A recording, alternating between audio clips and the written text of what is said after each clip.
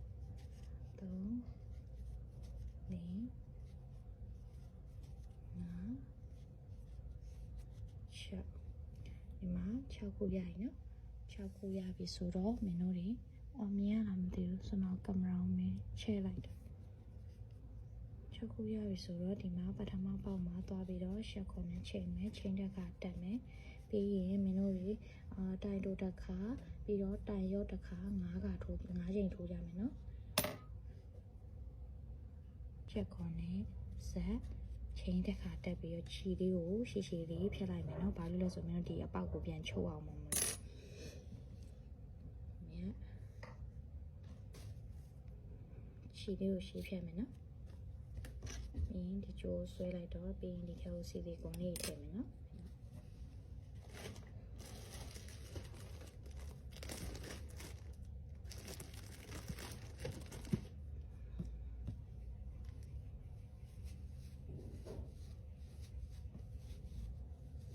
ပြည့်နေအောင်တင်းတင်းလေးထဲတော့အမှအယုတ်လေးကလှသေးလားစီလီကွန်ရောရင်လေအယုတ်က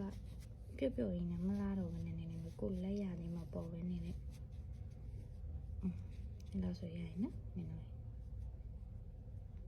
မင်းနည်းနည်းလေးတော့ကောင်းလေးပေါ်လိုက်ပေါ့ဒီလိုလေးမထွက်တဲ့နေရာလေးကြရင်ဒီလိုအောက်ကနေတုပ်လေးနဲ့တွန်းပေးလိုက်လက်လေးခြောက်လေးနေရတော့ပြီးရင်မင်းတို့တွေချုပ်ကြမယ်နော်ဒီအပေါက်ကိုဒီခရီးနဲ့မထိုးတော့ဒီခရီးထိုးရင်ဒီဖင်ကြီးကစိုးထွက်သွားမှာဆိုလို့